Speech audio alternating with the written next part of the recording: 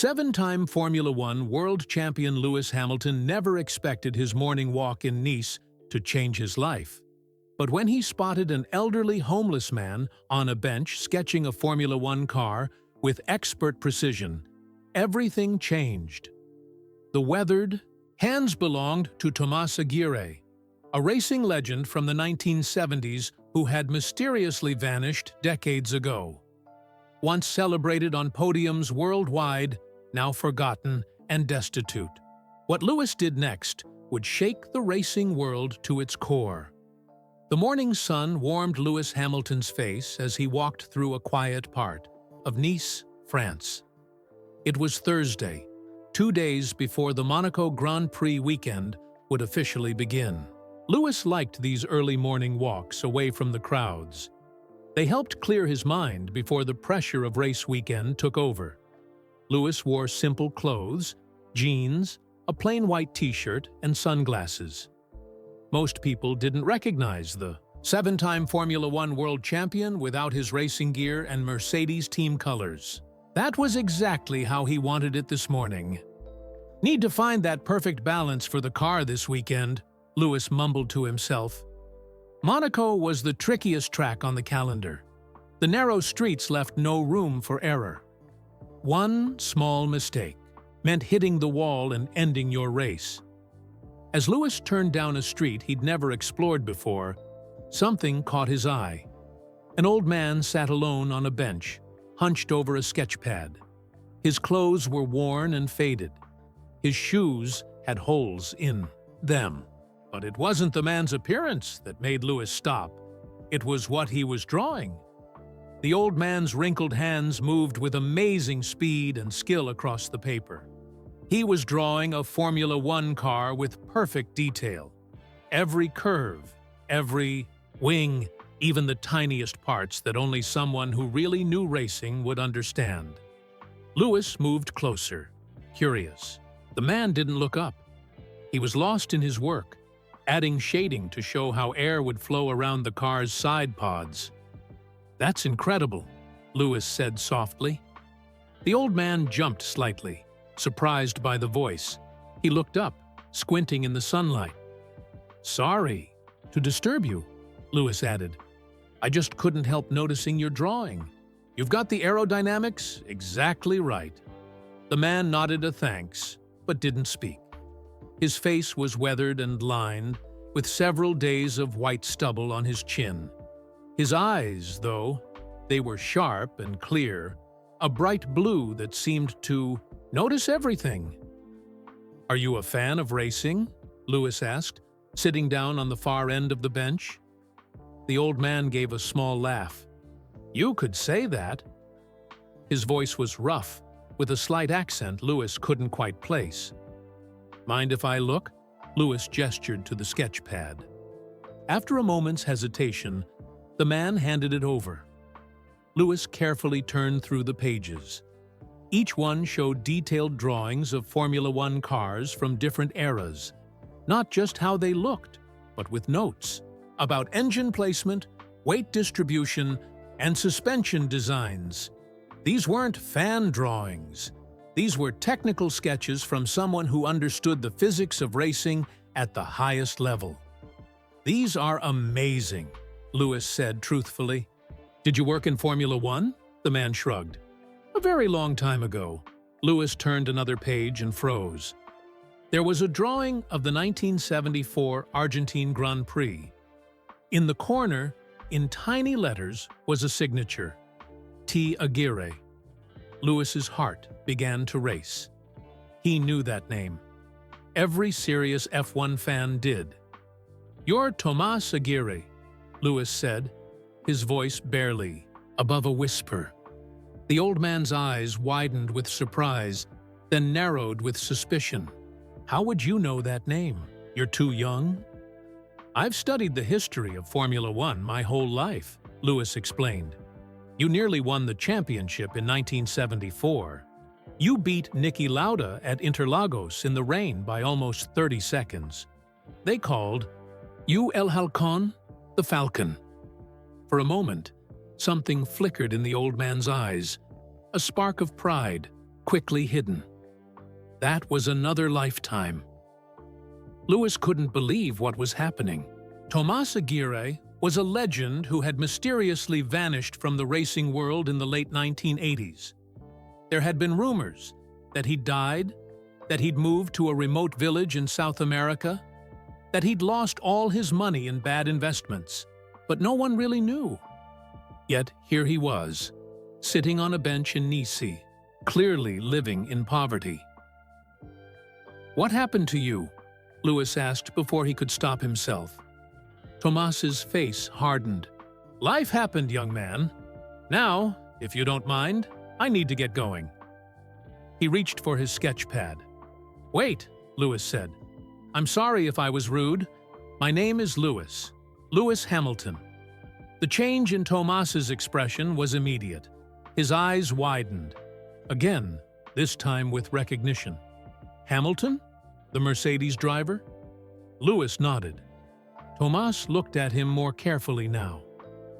"7 championships," he said softly, "closing in on 100 race wins, most pole positions in history. You follow modern." "F1?" Lewis asked, surprised. "When I can," Tomas replied. "Not many TVs in homeless shelters, but sometimes I watch through shop windows." Lewis felt a lump form in his throat. How could this happen to someone who had once been at the very top of motorsport? "Would you join me for coffee?" Lewis asked. "I'd love to hear about your racing days." Tomas hesitated, pride battling with something else in his expression. "I'm not looking for charity." "It's not charity," Lewis said quickly. "It's a chance for me to learn from someone who raced in an era when it was just raw talent and bravery. No computers, no simulators, just man and machine." After what seemed like a long time, Tomas nodded. "One coffee. But I warn you, my stories aren't all happy ones." As they walked toward a small cafe, Lewis noticed Tomas limped slightly on his right leg. He remembered reading about Aguirre's terrible crash at the Nürburgring in 1978. The injuries had nearly ended his career. Lewis's mind was already racing ahead. How had a man who once stood on podiums ended up homeless? What could Lewis do to help? And most importantly, what would his team and the F1 community think if he brought a forgotten legend back into the spotlight? He didn't have the answers yet. But as Lewis held the cafe door open for Tomas, he knew one thing for certain. His life was about to change in ways he couldn't imagine. And so was Tomas Aguirre's. The cafe was small, but clean, with checkered tablecloths and the rich aroma of fresh coffee filling the air. Lewis chose a table in the corner, away from windows where passers-by might recognize him. He didn't want this moment interrupted by fans asking for selfies. Tomas sat down carefully, wincing slightly as he bent his right leg. His hands trembled a bit as he placed his worn sketch pad on the table. Lewis noticed that despite the shaking, those same hands had drawn racing lines with perfect precision just minutes earlier.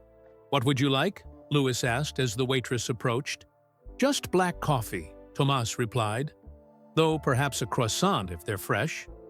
Lewis ordered coffees and a basket of pastries for them to share. When the waitress left, an awkward silence fell between them.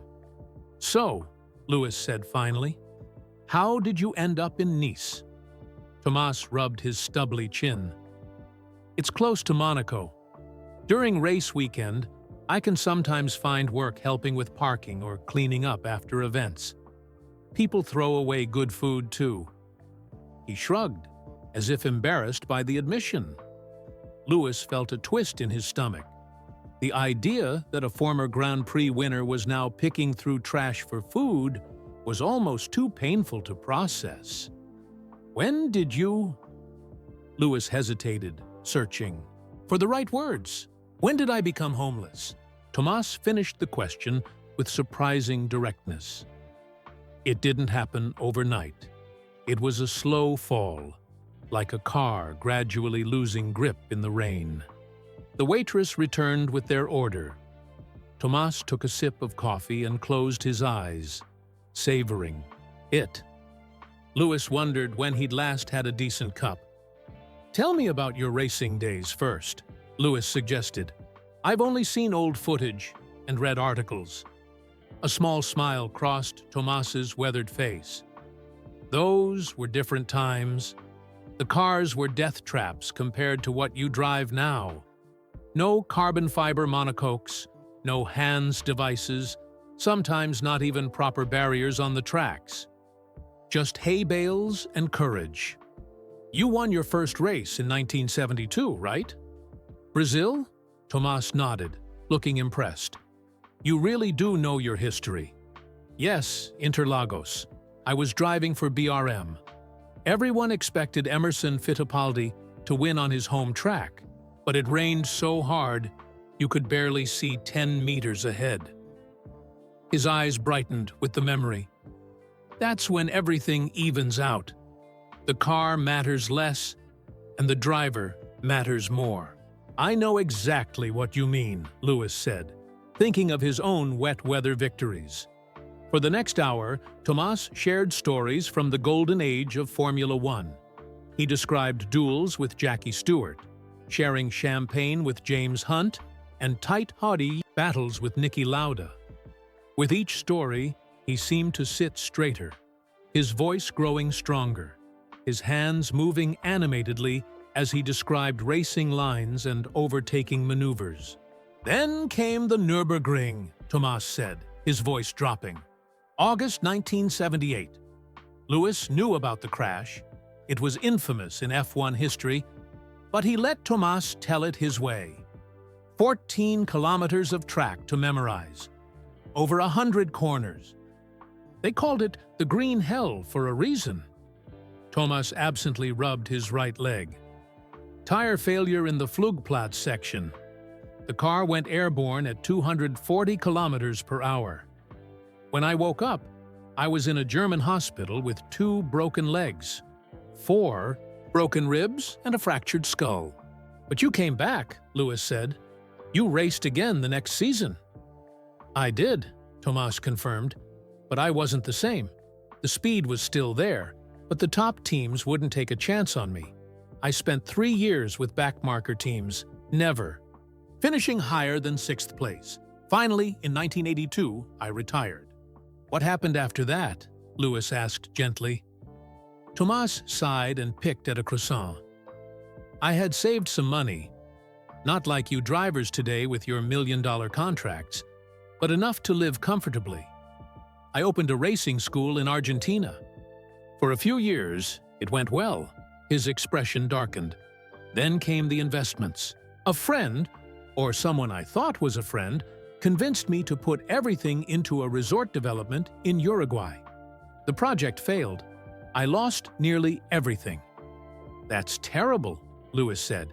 It gets worse, Tomas continued. My wife couldn't handle the change in lifestyle. We fought constantly. She left, taking what little money remained. After that, he trailed off, staring into his coffee cup. How did you end up in Europe? Lewis asked after a moment. I came for the Monaco Grand Prix 5 years ago.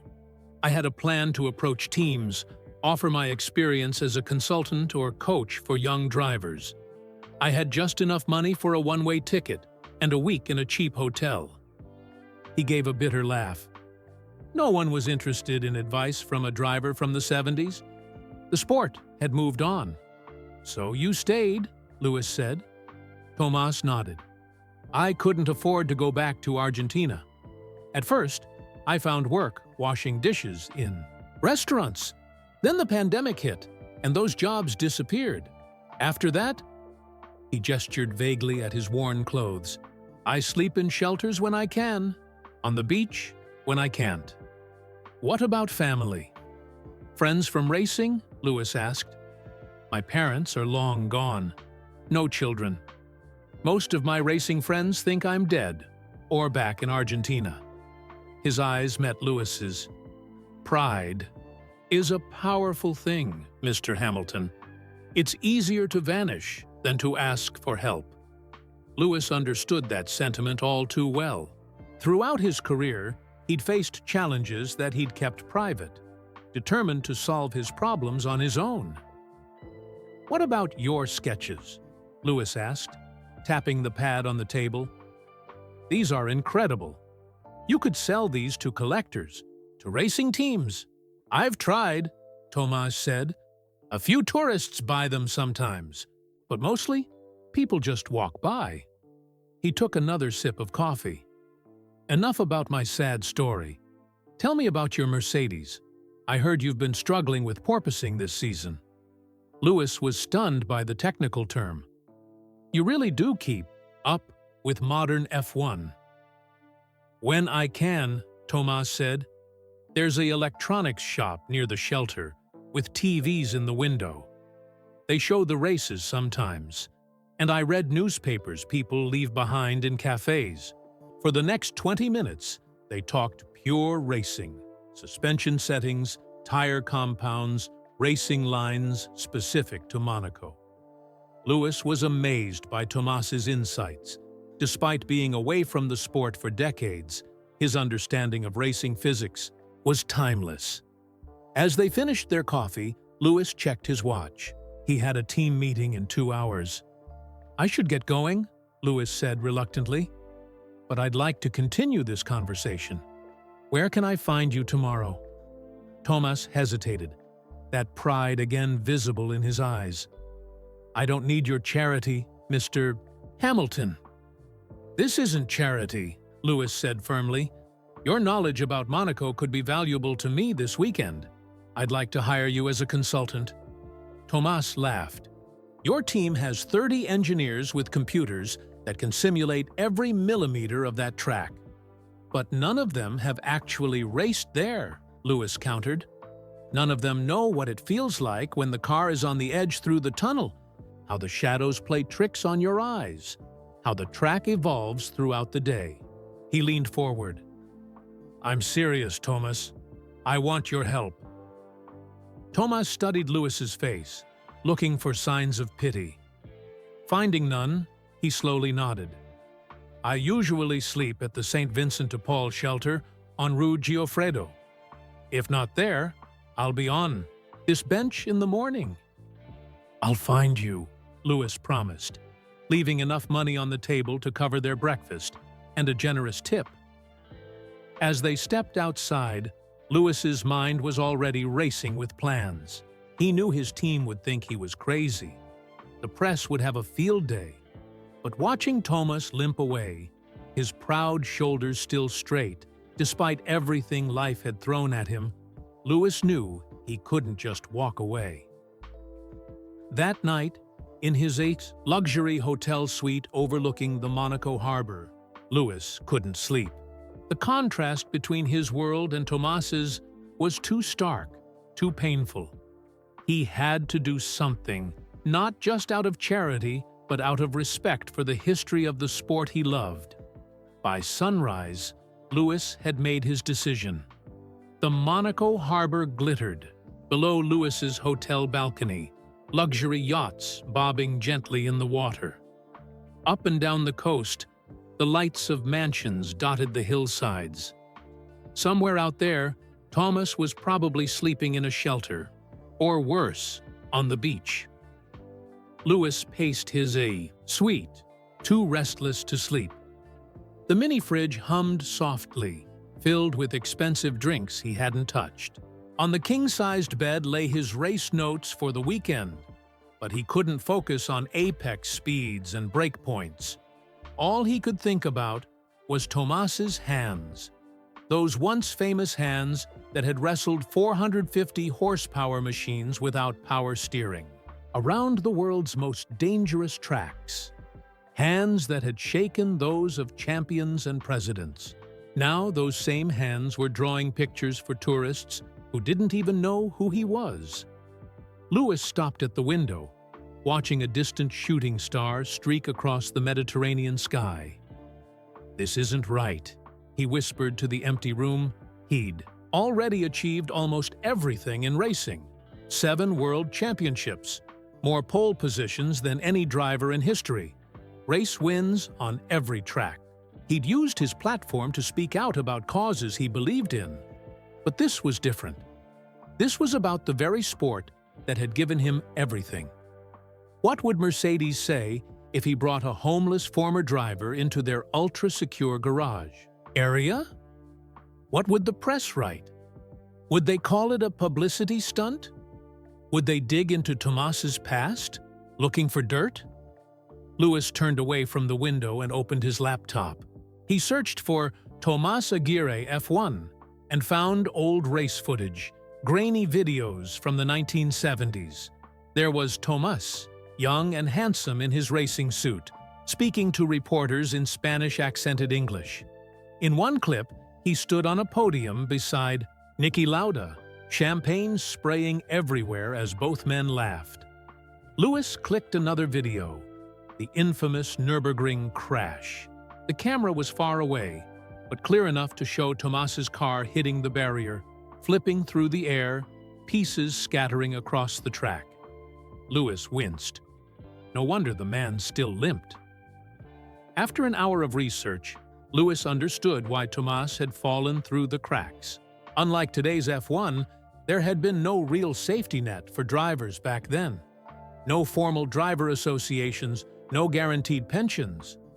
When you were done racing, you were on your own. It could happen to any of us, Lewis said aloud. His phone buzzed. With a message from Bono, his race engineer. Team meeting moved to 9:30 a.m. Hope you're getting good sleep before practice. Weather looks clear for tomorrow. Lewis stared at the message. Clear weather meant no rain to even out the field. Their car would need every advantage to beat Red Bull this weekend. An idea began to form in Lewis's mind. He paced faster now, weighing the pros and cons. What if he didn't make this about charity? What if Tomas really could help them win? Those sketches had shown incredible technical understanding. And Tomas had raced Monaco when it was even narrower, even more dangerous. Before computer simulations and 1,000-lap practice sessions. In virtual reality, by the time the sky began to lighten over the Mediterranean, Lewis had made his decision. He would bring Tomas in, not as a charity case, but as a consultant. A valuable voice from an era when drivers relied on instinct and feel. His team might think he was crazy. The other drivers might laugh. The press would certainly have questions. But Lewis Hamilton hadn't become a champion by worrying about what others thought. He showered and dressed simply, jeans and a plain white t-shirt again. No team gear yet. He texted his assistant to reschedule his morning appointments, then slipped out of the hotel before the lobby filled with fans and reporters.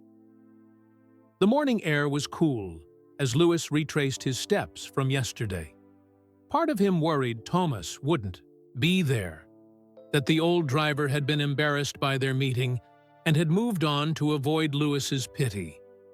But there he was, sitting on the same bench, sketchpad open. He wore the same clothes as yesterday, but his face was freshly washed, his white hair combed back neatly. He was a man with nothing but his dignity, and he clung to that fiercely. "Good morning," Lewis said, sitting beside him. Tomas looked up, squinting against the sun. "You came back." "I said I would." Lewis noticed dark circles under Tomas's eyes. "Did you sleep at the shelter?" "No room last night." Tomas shrugged. The beach was warm enough. Lewis felt that twist in his stomach. Again. "I've been thinking about what we discussed yesterday." "About Monaco?" Tomas asked, his eyes brightening. "I remembered something about the approach to the Nouvelle Chicane that might help you." "Actually," Lewis said, "I've been thinking about you." Tomas's expression closed off immediately. "I told you, I don't want—" "Hear me out," Lewis interrupted gently. "This isn't charity. This is about racing." For the next 10 minutes, Lewis laid out his plan. He wanted to bring Tomas onto the Mercedes team as a special advisor for the Monaco weekend. Tomas would share his unique perspective on the track, insights that computers couldn't calculate and that younger drivers had never learned. In return, Lewis explained, you'd have accommodation, meals, team clothing, and payment for your time. Tomas frowned. Your team has engineers from the best universities in the world. They won't listen to an old man from the 70s. Let me worry about that, Lewis said. The question is, will you do it? Tomas was silent for a long moment, staring at his worn shoes. When he looked up, Lewis saw pride warring with practicality in the old driver's eyes. Why are you really doing this, Mr. Hamilton? Lewis, he corrected. And I'm doing it because it's right. Because no one who's lived your life, who's done what you've done for our sport, should end up forgotten. He paused. And because I think you can actually help us win. And if I say no? Lewis shrugged. Then I'll still sleep better knowing I tried. A ghost of a smile crossed Tomas's face. You remind me of someone. Who? Me, about 50 years ago. Tomas closed his sketch pad slowly. I would need clean clothes, a shower, a proper meal. All arranged, Lewis said, trying not to sound too eager. I have a second bedroom in my suite. We'll get you everything you need. Your team will not like this. It wasn't a question. Probably not, at first, Lewis admitted. But they will when they hear what you have to say. Tomas stood up, wincing as he put weight on his bad leg. He gathered his few possessions, the sketch pad, a small bag containing what looked like all his worldly goods, and gave Lewis a single sharp nod. I accept your offer, Mr. Hamilton. He held out his hand, dignity intact despite everything. I hope I can repay your faith.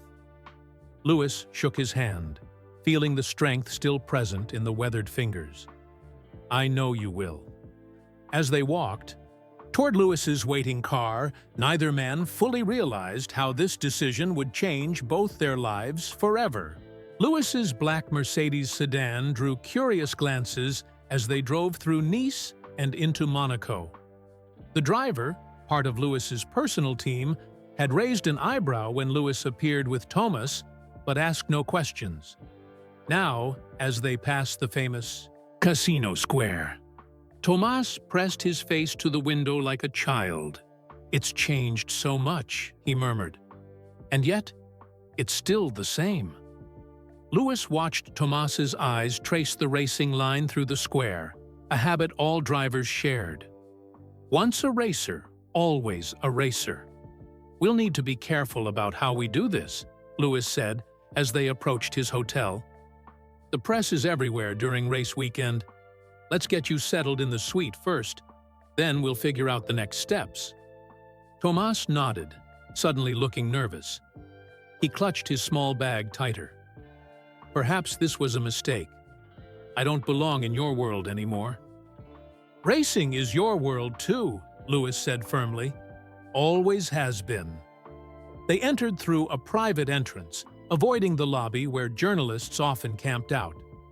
In the elevator, Tomas caught sight of himself in the mirrored wall and winced. His clothes were worn thin, his face unshaven. Lewis pretended not to notice. The suite was larger than most apartments. A spacious living area opened onto a balcony with a stunning view of the harbor. 2 bedrooms branched off from the main room, each with its own luxury bathroom. The bedroom on the right is yours, Lewis said. There's a robe in the bathroom. Give me your clothes size, and I'll have someone bring up some basics while you shower. Tomas seemed overwhelmed. This is too much. It's the minimum, Lewis countered. You're doing me a favor, remember? This is a business arrangement. The fiction seemed to help. Tomas straightened his shoulders and nodded.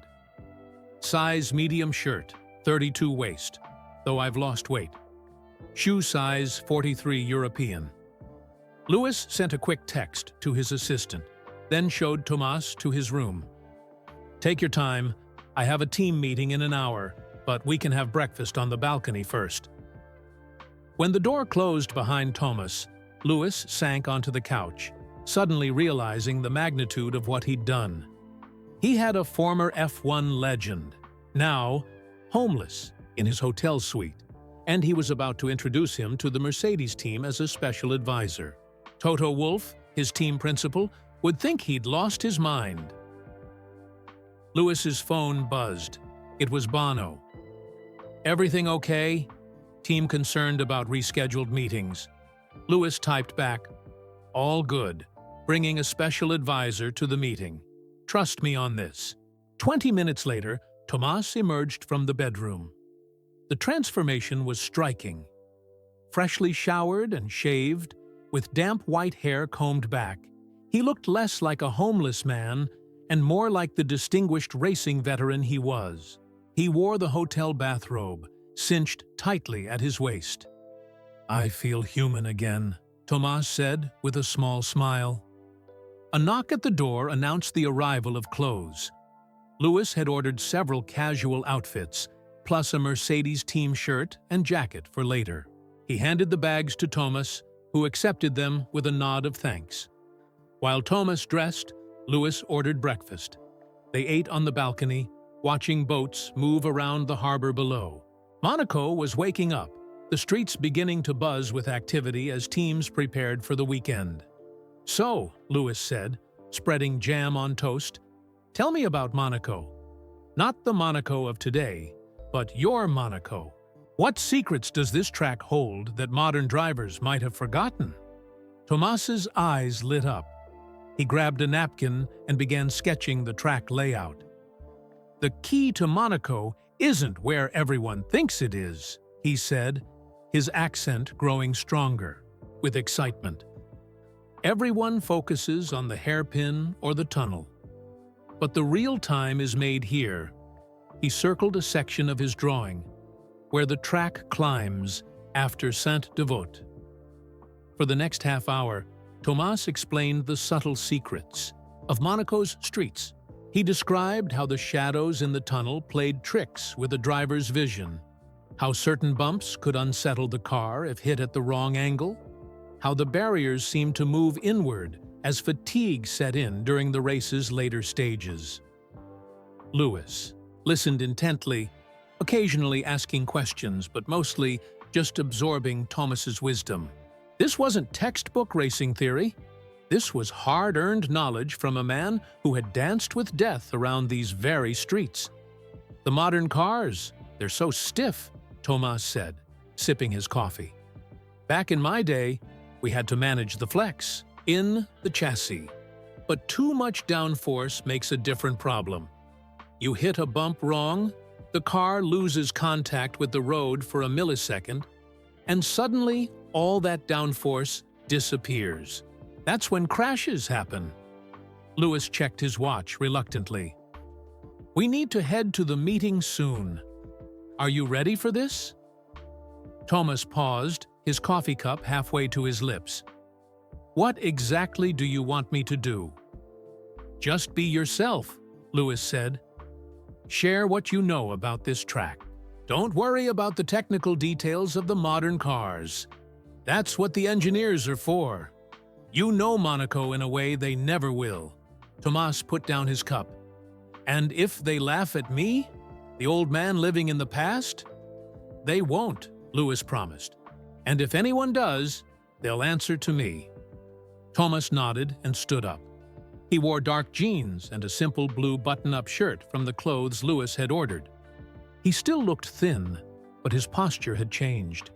There was pride there now, a hint of the champion he'd once been. "I never thought I'd be back in a Formula One garage," Tomas said quietly. "Thank you for that gift, at least." Lewis squeezed his shoulder. "Let's make sure it's more than just a visit." They took Lewis's car to the circuit, entering through a private gate to avoid the crowds. Lewis had texted ahead, and a Mercedes team member met them with passes. The young woman glanced curiously at Tomas, but asked no questions as she handed over his credentials. As they walked toward the Mercedes garage, Thomas slowed his pace. Lewis could see the memories washing over him, the sounds, the smells, the controlled chaos of a Formula One paddock. It hadn't changed that much in 50 years. "You okay?" Lewis asked. Thomas nodded, blinking rapidly. "Just remembering." They stopped just outside the garage entrance. Inside, Lewis could see his team working on the cars, Toto Wolff talking with engineers, the familiar silver and black of the Mercedes operation. "Ready?" Lewis asked. Thomas took a deep breath and squared his shoulders. His hand trembled slightly, but his voice was steady when he spoke. "Lead the way, champion." Lewis smiled and stepped into the garage, Thomas at his side. Heads turned immediately. Conversations stopped mid-sentence. Toto looked up, his expression shifting from welcome to confusion. "Everyone," Lewis announced. To the suddenly quiet garage, "I'd like you to meet Thomas Aguirre, three-time Grand Prix winner, Monaco pole sitter in 1974, and our special advisor for this weekend." In the silence that followed, Thomas stood tall, his eyes clear and focused, meeting the stares of the Mercedes team with quiet dignity. The moment stretched, balanced on a knife's edge between acceptance and rejection. Then Toto stepped forward, hand extended. "Senor Aguirre, it's an honor to meet a legend of our sport." Tomas's hand trembled slightly as he shook Toto's. The Mercedes team principal was tall and imposing, his expression unreadable beyond the initial greeting. Around them, engineers and mechanics had stopped their work, all eyes on the strange scene unfolding in their garage. "Thank you," Thomas said, his voice stronger than Lewis had expected. "It's been a long time since I stood in a Formula One garage." "Lewis says you'll be advising us this weekend," Toto said, his Austrian accent carefully neutral. "Perhaps we could discuss this in the briefing room?" Lewis felt a wave of relief. At least Toto wasn't dismissing the idea outright in front of everyone. That was a start. They followed Toto through the garage to a glass-walled room at the back. Inside, screens displayed telemetry data, track maps, and weather forecasts.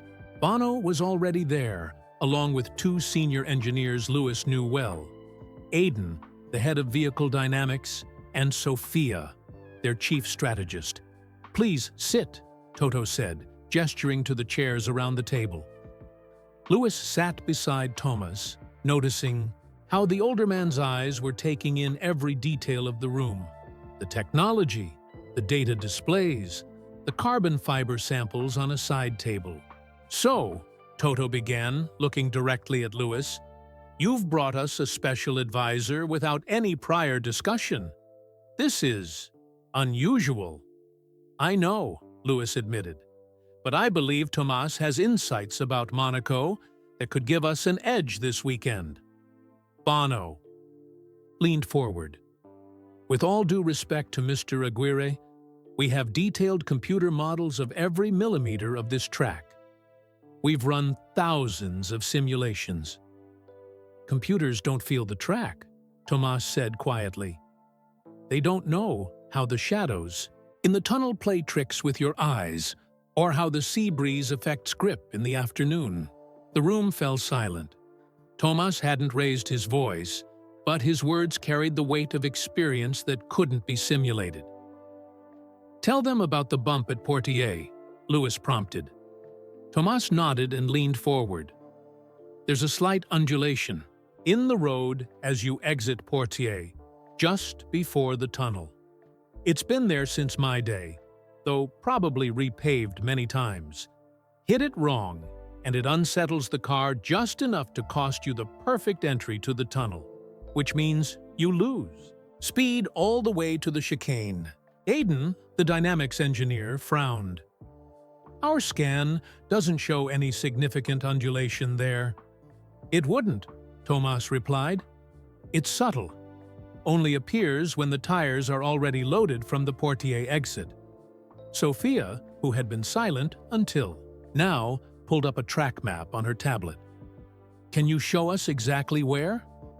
Thomas took the tablet without hesitation. His fingers, still artist-precise despite their age, marked a spot on the track. "Right there. In my day, we would adjust our line slightly to take it at a better angle. In these modern cars with stiff suspensions and massive downforce, you might need a different approach." Sophia glanced at Aiden, who was already pulling up more detailed scans of that section. "There is something there," Aiden admitted after a moment. "A slight variation in the surface, but our simulations haven't shown it affecting performance." "Because the simulations don't account for how a driver reacts to feeling it," Thomas said. "It creates doubt, makes you hesitate for a microsecond before committing to the tunnel entry. That's enough to lose time." Toto was watching Thomas carefully, his expression thoughtful. "What else do you see that our technology might miss?" For the next 20 minutes, Thomas walked them through the Monaco circuit, section by section. He described how the afternoon sun created glare at specific points, how certain areas of the track retained moisture longer after rain, how the barriers seemed to close in on a driver in the race's final laps when fatigue set in. The Mercedes team began asking questions, skeptical at first, then increasingly engaged. Thomas answered each one with quiet confidence, never claiming to understand the modern cars, but offering insights about the track itself that no computer could calculate. "The key," Thomas explained, "is to understand that Monaco is not a technical track in the way your engineers think. It's a psychological track. It punishes hesitation and rewards commitment. The barriers are always there, always waiting for the smallest mistake." "Like the swimming pool section," Lewis added. "You have to be fully committed, or you lose 3/10 in an instant." "Exactly," Thomas agreed. "But there's a rhythm to it. The car wants to flow through there in a specific way. Fighting that natural rhythm costs time and increases risk." Sophia had been taking notes furiously. "This could change our approach to setup. If we stop thinking about maximum mechanical grip and start considering the psychological flow, it's worth exploring," Toto conceded. He looked at Thomas with new respect. "You've given us something to think about, Senor Aguirre." "Thomas, please," the old driver said, with a small smile. "Very well, Thomas," Toto replied. "I suggest you work with Bono and Lewis for the remainder of the morning. We have first practice this afternoon. Let's see if your insights translate to lap time." It wasn't full acceptance, but it was a start. Lewis caught Thomas's eye and gave him a subtle nod of encouragement. As they left the briefing room, engineers and mechanics were still watching them curiously. Lewis heard whispers as they passed. "Is that really Thomas Aguirre? I thought he died years ago. My father used to talk about him." Thomas held his head high, walking with as much dignity as his limping leg allowed. Lewis noticed how the old driver's eyes lingered on the cars. The sleek, space-age machines so different from the boxy, dangerous cars he had raced. "Would you like to see it up close?" Lewis asked, gesturing to his Mercedes. Thomas hesitated, then nodded. "Yes, I would." They approached the car, and a mechanic quickly moved aside to give them space. Thomas circled the vehicle slowly, his eyes taking in every detail. The complex front wing with its multiple elements, the intricate bargeboard structures, the sculpted side pods. "It's beautiful," he said softly. "Like a spaceship compared to what we drove." "Want to sit in it?" Lewis offered. Thomas's eyes widened. "Is that allowed?" "It's my car," Lewis said with a smile. "And I'm inviting you." The mechanics exchanged glances, but said nothing as Lewis guided Thomas to the cockpit. Getting in was a challenge with his stiff leg, but Thomas managed it with Lewis's help.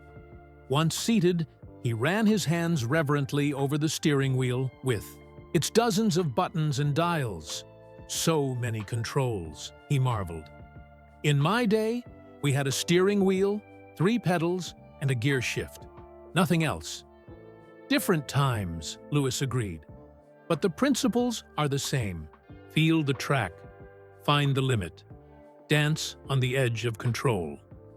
Tomas nodded, his eyes distant as if remembering. Yes, that never changes. After a moment, he carefully extracted himself from the cockpit. As he stood beside the car, Bono approached, with a Mercedes team shirt and cap. "If you're going to be part of the team today, you should look the part," Bono said, offering the items to Tomas. A flash of emotion crossed the old driver's face. Surprise, gratitude, and perhaps a touch of disbelief. He accepted the team gear with a nod of thanks. "The bathroom is that way if you want to change," Bono added. When Tomas returned wearing the Mercedes colors, something had changed. He stood straighter, his eyes clearer, his presence more commanding. The shirt hung loosely on his thin frame, but he wore it with unmistakable pride. Throughout the morning, more team members approached Tomas. At first, they came with polite, general questions about his racing days. But as word spread about his insights in the briefing room, the questions became more technical, more specific. By lunchtime, Tomas was surrounded by engineers sketching racing lines on a tablet as they asked about his approach to different corners. Lewis watched from a distance, a smile playing at his lips. The transformation was remarkable. From a forgotten man on a bench to a respected advisor in the heart of a Formula One operation, all in the space of a few hours. As the garage prepared for first practice, Toto approached Lewis. "Your instincts were right," the team principal admitted quietly. "He sees things we don't. Whether it will make a difference, we'll find out soon enough." Lewis nodded, watching as Tomas explained something to a group of attentive young engineers, his hands moving animatedly, his eyes bright with purpose. "It already has made a difference," Lewis replied. "Look at him." For the first time in decades, Tomas Aguirre stood tall in a Formula One paddock, no longer forgotten, no longer alone. First practice was about to begin. The Monaco street circuit buzzed with energy as drivers prepared to take their first laps of the weekend. In the Mercedes garage, Lewis suited up, his mind focused on the challenge ahead. Beside him, Tomas stood at a monitor with Bono, pointing at a real-time track temperature display. "The morning sun hits these sections first," Tomas explained, tracing his finger along the map. "The surface temperature varies by almost 5 degrees from Casino Square to the tunnel entrance. In my day, we felt it through the steering wheel. Now you can measure it precisely." Bono nodded, making notes on his tablet. "We'll watch for that variance during the session." Lewis smiled as he put on his helmet. For a man who'd been sleeping on beaches just days ago, Tomas had adapted remarkably fast to the high-tech world of modern Formula One. There was still hesitation in his interactions with the younger team members, but his confidence grew with each conversation as people recognized the value of his experience. "Any final advice before I head out?" Lewis asked. Tomas thought for a moment. "First lap, don't push through the swimming pool section. The track will be green, no rubber down yet. Many drivers crash there on their first practice lap because they're too eager." Lewis nodded. It was sound advice, exactly the kind of practical wisdom that simulations couldn't provide. As Lewis climbed into his car, he noticed a small group of journalists watching from the edge of the garage. Their eyes weren't on him, the 7-time world champion, but on Tomas. Word was spreading through the paddock about the mysterious old man in Mercedes gear. The practice session went better than expected. Lewis posted the third fastest time, with only the Red Bulls ahead. More importantly, his feedback to the team matched exactly what Tomas had predicted about the track's characteristics. The bump at Portier was indeed unsettling the car at exactly the spot Tomas had identified. When Lewis returned to the garage, the team's attitude toward Tomas had shifted from polite curiosity to genuine respect. Engineers were showing him data traces, asking for his interpretation. Sophia, the chief strategist, had pulled up historical weather patterns for Monaco and was deep in conversation with him about how changing conditions affected different parts of the track. "Your special advisor seems to be working out," Toto said quietly to Lewis as they watched the scene. "He knows this track in a way we don't," Lewis replied. "It's in his bones." Toto's phone buzzed. He glanced at it and frowned. "The media has noticed. They're asking questions about him." "Was bound to happen," Lewis said. "He's a 3-time Grand Prix winner." "Yes, but one who disappeared decades ago and has now mysteriously reappeared in our garage." Toto's expression was concerned. "They'll dig, Lewis. They always do." Before Lewis could respond, a team assistant approached. "Mr. Wolf, there's a journalist insisting on speaking with you. James Mitchell from Racing Today. He's quite persistent." Toto sighed. "Tell him I'll be available at the scheduled media session, not before." The assistant nodded and hurried off, but the moment of concern had been noted.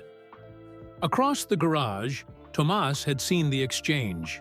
His smile faded slightly as he turned back to the engineers, suddenly more self-conscious. After the debrief session, as the team prepared for second practice, Lewis found Tomas alone by a monitor, studying lap time comparisons. "Everything okay?" Lewis asked. Tomas gestured to the screen. "Your sector 2 times are inconsistent.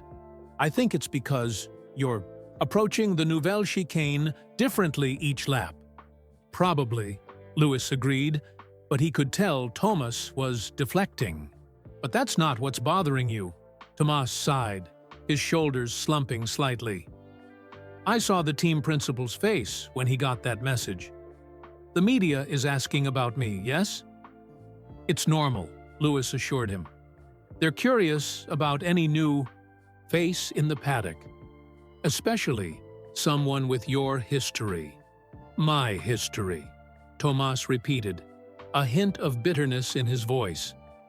"They'll want to know why a former Grand Prix winner ended up homeless, why I disappeared, what failures led me here." He looked down at his hands. "Perhaps this was a mistake. I'm bringing unwanted attention to your team before an important race." Lewis leaned against the workstation. "Do you think your advice has helped us today?" Tomas hesitated, then nodded. "Yes. Your line through Massenet improved significantly after our discussion. Your lap times show it." "Then you belong here," Lewis said firmly. "The media can ask their questions. We don't have to answer them." Before Tomas could respond, Bono approached with a concerned expression. "Lewis, there's a situation developing. Several journalists are waiting outside the garage. They've identified Tomas and are asking for interviews. They've also been calling our press office with some difficult questions." "What kind of questions?" Lewis asked, though he could guess. Chino-1 glanced uncomfortably at Tomas. "About where he's been all these years. About his current circumstances." Tomas closed his eyes briefly. When he opened them, the pride Lewis had seen growing throughout the day was fading, replaced by resignation. "I told you this would happen," he said quietly. "They will make this about pity, not racing." "We don't have to engage with them now," Lewis insisted. "We're here to prepare for qualifying and the race." As they spoke, a commotion outside the garage drew their attention. A group of journalists had gathered, cameras ready, trying to get a view inside. Among them was a middle-aged man with a press credential who was being particularly insistent with a Mercedes staff member. "That's James Mitchell," Bono explained, "one of the most persistent journalists in the paddock. He's claiming he has sources with information about Thomas's situation." For a moment, doubt crossed Lewis's face. He had been focused on helping Thomas and gaining his insights for the race. He hadn't fully considered how the media scrutiny might affect both Thomas and the team. Thomas saw that brief flicker of uncertainty. "You're beginning to regret bringing me here," he said. "It wasn't a question." "No," Lewis said, perhaps too quickly. "But I should have prepared better for this part." Thomas nodded slowly, understanding the unspoken concern. "Your team can't afford distractions before a race like Monaco. Perhaps I should step back until after the weekend." "That's not," Lewis began, but was interrupted by a message on his phone. It was from Toto. "Meeting in 5 minutes. My office. Bring Aguirre." Lewis looked up to find Thomas watching him, those piercing blue eyes missing nothing. "The team principal wants to see us," Lewis said. "To discuss sending me away," Thomas guessed, his voice resigned but dignified. "We don't know that," Lewis insisted, but his own doubt was growing. As they walked toward Toto's office, Lewis couldn't help wondering if he'd made a terrible mistake. Not in helping Thomas, that had been right, but in bringing him so publicly into the team without considering all the consequences. Would the Mercedes team see Thomas as an asset worth the media circus, or as a distraction they couldn't afford?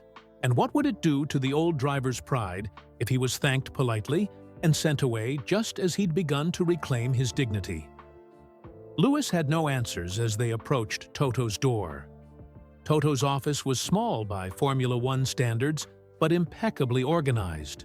The team principal sat behind a glass desk, his expression unreadable as Lewis and Thomas entered. On a side chair sat Angela, Mercedes's head of communications, her face tense. "Sit, please," Toto said, gesturing to the two empty chairs. Lewis and Thomas took their seats. Thomas sat with his back straight, chin up, the pose of a man preparing for bad news with dignity.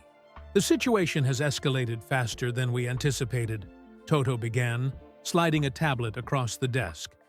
"This article was just published online." Lewis picked up the tablet and read the headline aloud. "Exclusive. Formula One. Legend Thomas Aguirre. Found living homeless in Nice. Mercedes charity case?" Thomas flinched at the words but said nothing.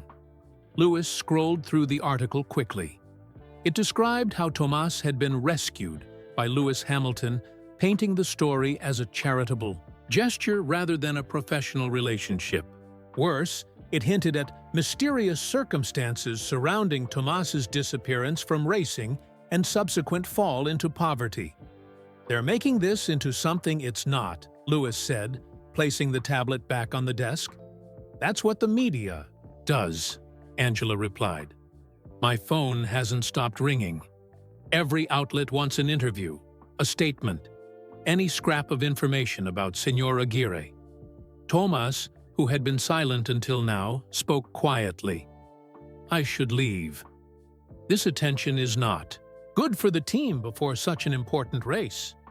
Toto leaned forward, surprising everyone with his response. "Actually, I believe we should embrace this story, but on our terms." Angela's eyebrows shot up. "What do you mean?" "Senor Aguirre is not here as a charity case," Toto continued. "He's here as a consultant with unique insights about Monaco that are already helping our performance. The data from first practice confirms it." He turned to Thomas. "Your suggestion about the bump at Portier was spot on. We've adjusted the suspension settings accordingly, and our simulations show a potential 0.2 improvement in Sector 2. Lewis glanced at Thomas, seeing hope flicker in the old driver's eyes. "So, "What are you proposing?" Lewis asked. Toto looked at Angela. "We control the narrative. Schedule a short press conference, but make it clear the topic is racing only. Specifically, Tomas's technical contribution to our Monaco preparation. No personal questions." "They'll try to ask anyway," Angela warned. "Then we end the conference," Toto said simply. "But first, I need to know—" He turned to Tomas, his expression serious. "Is there anything in your past that could damage this team if it comes to light? Anything beyond what Lewis already knows?" Tomas held Toto's gaze. "I made mistakes with money. I trusted the wrong people. I was too proud to ask for help when things got bad." He took a deep breath. "But there was no scandal, no disgrace, nothing that would shame your team." Toto nodded, seemingly satisfied. "Then we proceed. Angela will prepare you both for the press conference. Keep it brief, technical, and focused on this weekend." "And after the race?" Lewis asked. "Let's take it one step at a time," Toto replied. "For now, Senor Aguirre is part of our Monaco strategy. His insights are already proving valuable."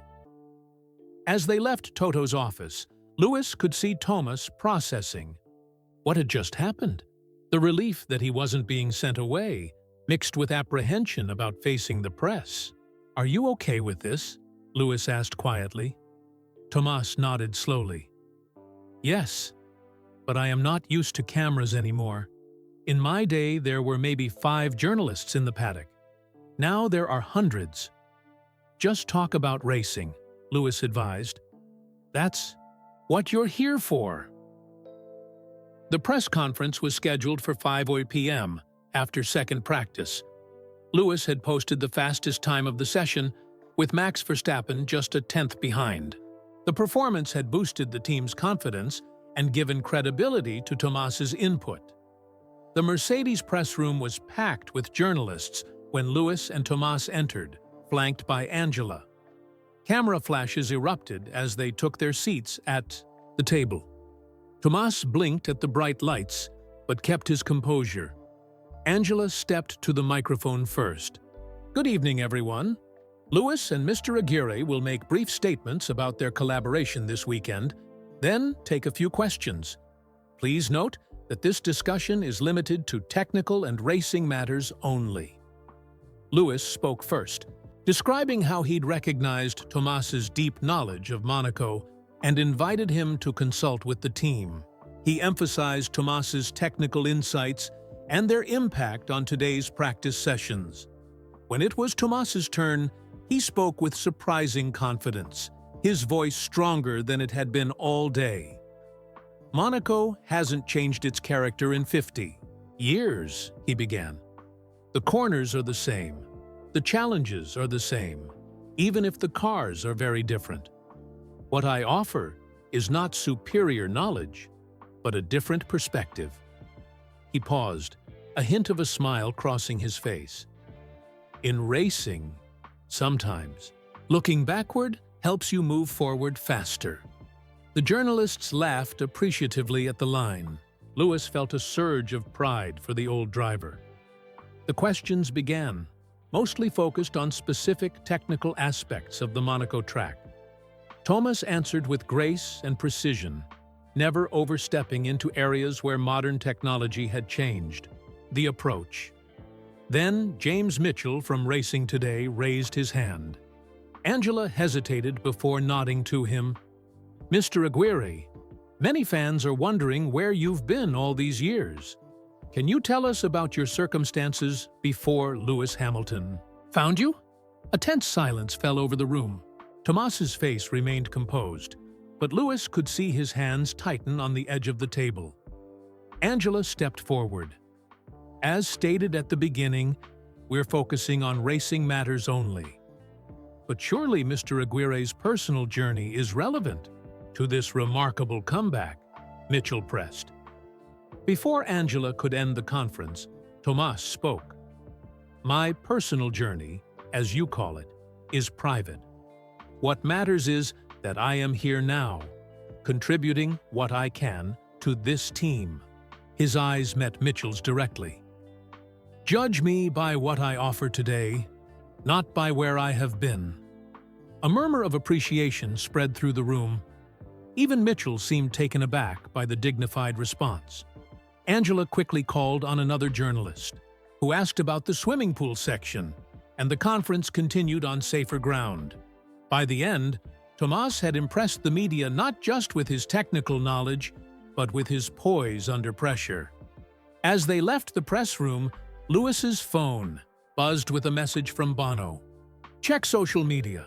El Halcon returns is trending." Lewis showed the screen to Tomas, who looked bewildered. "What does that mean?" "It means people remember you," Lewis explained. "El Halcon, the Falcon, that was your nickname, right? Fans are celebrating your return to Formula One." "After all these years?" Tomas said, his voice thick with emotion. Lewis nodded, scrolling through the posts. "Racing fans have long memories. Look, people are sharing old footage of your wins, your pole lap at Monaco in '74. They walked back to the garage in silence, Tomas deep in thought. When they arrived, several team members were watching a large monitor that showed a compilation video of Tomas's greatest moments. Someone had dug up archive footage and edited it together. "They remember," Tomas whispered, watching his younger self power a red Ferrari through Eau Rouge at Spa. What had begun as a quiet gesture of help from Lewis had exploded into something much bigger. The forgotten champion was forgotten no more.